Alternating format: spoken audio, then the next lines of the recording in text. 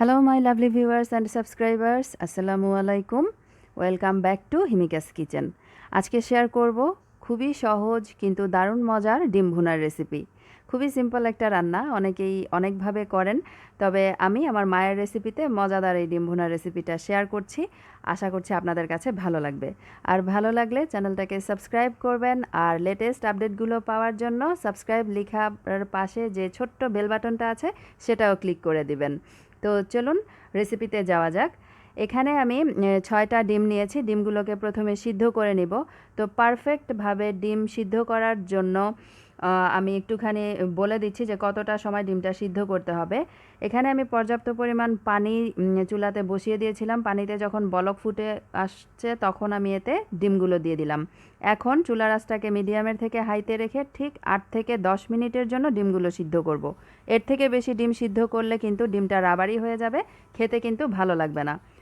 ফুল boil করার জন্য 8 থেকে 10 মিনিট টাইমই যথেষ্ট।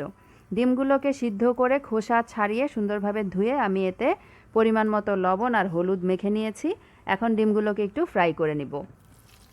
ডিমটাকে ফ্রাই করার জন্য প্রায় 4 টেবিল চামচ পরিমাণ তেল একটা ফ্রাই প্যানে গরম করে তাতে ডিমগুলো দিয়ে দিলাম।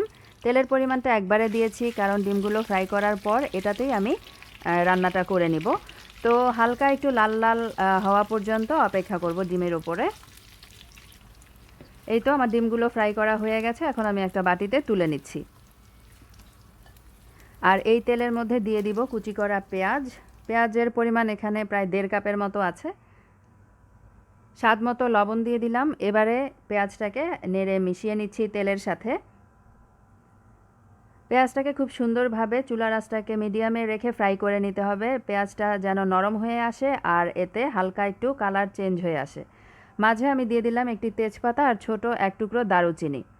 এই মজাদার ডিম ভুনাটা করার জন্য পেঁয়াজটাকে একটু সময় নিয়ে তারপরে একটু ভেজে সফট করে নিয়ে তারপরে ডিম ভুনাটা করতে হবে, তাহলে কিন্তু ডিম ভুনাটা খেতে বেশি টেস্টি হয়। আমি প্রায় 4 থেকে 5 মিনিট সময় ধরে পেঁয়াজটাকে ভেজে নিয়েছি।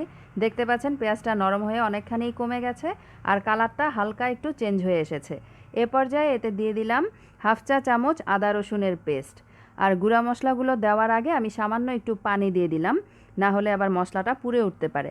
এখন এতে গুঁড়া মশলা অ্যাড করে দিচ্ছি হলুদের গুঁড়া, লাল মরিচের গুঁড়া, ধনের গুঁড়া, জিরার গুঁড়া।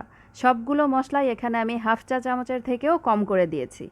আমার আম্মা এইভাবেই একদম অল্প মশলায় ডিম ভুনাটা করে থাকেন, খেতে অসম্ভব মজার হয়। তাই রেসিপিটা আপনাদের সাথে শেয়ার করলাম। অবশ্যই এইভাবে ট্রাই করবেন, আশা করছি ভালো লাগবে। তো মশলাগুলোকে খুব সুন্দরভাবে পেঁয়াজের সাথে নেড়ে মিশিয়ে নিলাম। মিনিট খানেক কষিয়ে নেওয়ার পরে এতে আমি পানি অ্যাড করে দিলাম। পানির পরিমাণ খুব কম দিতে হবে যেন পেঁয়াজটা সিদ্ধ হয়ে যায়, কারণ এতে ঝোল থাকবে না, ভুনা হবে, সেই কারণে পানির পরিমাণ কম দিতে হবে। একটু নেড়ে দিলাম আর এখানে 4-5টা ফালি করা কাঁচামরিচ দিয়ে দিলাম। এখন আমি এটাকে ঢেকে একটু সিদ্ধ করে নেব। পেঁয়াজটাকে 3 থেকে 4 মিনিটের জন্য ঢেকে রান্না করে নেব। তো 4 মিনিট পরে ঢাকনা তুলে নিয়েছি, একটু নেড়ে নিচ্ছি। পেঁয়াজটা কিন্তু সিদ্ধ হয়ে গেছে। এখন চুলার আঁচটাকে বাড়িয়ে আমি এই ঝোলটাকে আরেকটু কমিয়ে নিব। ঝোলটাকে আরেকটু কমিয়ে নিয়ে এতে আমি ভেজে রাখা ডিমগুলোকে দিয়ে দিলাম। দেখতে পাচ্ছেন ঝোল কিন্তু তেমন একটা নেই, হালকা একটু ভেজা ভেজা আছে। এ পর্যায়ে ডিমটাকে দিয়ে একটু নেড়ে মিশিয়ে নিচ্ছি। ডিম তো আর রান্না হওয়ার কিছু নেই, এটা সেদ্ধ করা আবার ভাজা, জাস্ট মশলাটা যেন ডিমের সাথে মিশে যায় সেই কারণে হালকা একটু ভেজা ভেজা থাকা অবস্থাতেই ডিমটাকে দিয়ে দিতে হবে। কিছু ধনেপাতা ছিটিয়ে দিলাম আর দিয়ে দিলাম 1 চিমটি পরিমাণে চিনি স্বাদ বাড়ানোর জন্য। আর মিনিট খানেকের জন্য ঢেকে রেখেছিলাম।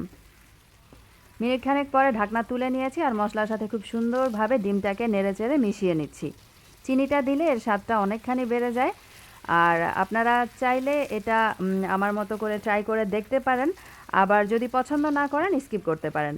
তো একটু নেড়ে চেড়ে আমি এখন ঝোলটাকে আরেকটু শুকিয়ে নিব। যখন তেলটা আর মশলাটা সুন্দরভাবে আলাদা দেখা যাবে, যে দেখতে পাচ্ছেন একদম তেলটা চকচক করছে, সে পর্যায়ে ডিম ভুনাটাকে চুলা থেকে নামিয়ে নিতে হবে। হয়ে গেল দারুণ মজাদার ডিম ভুনার রেসিপি। এইভাবে করে ট্রাই করে দেখবেন আর কেমন লাগলো আমাকে কমেন্ট করে জানাবেন। আজকে এ পর্যন্তই। সবাই অনেক বেশি ভালো থাকবেন। বিদায় নিচ্ছি। আল্লাহ হাফেজ।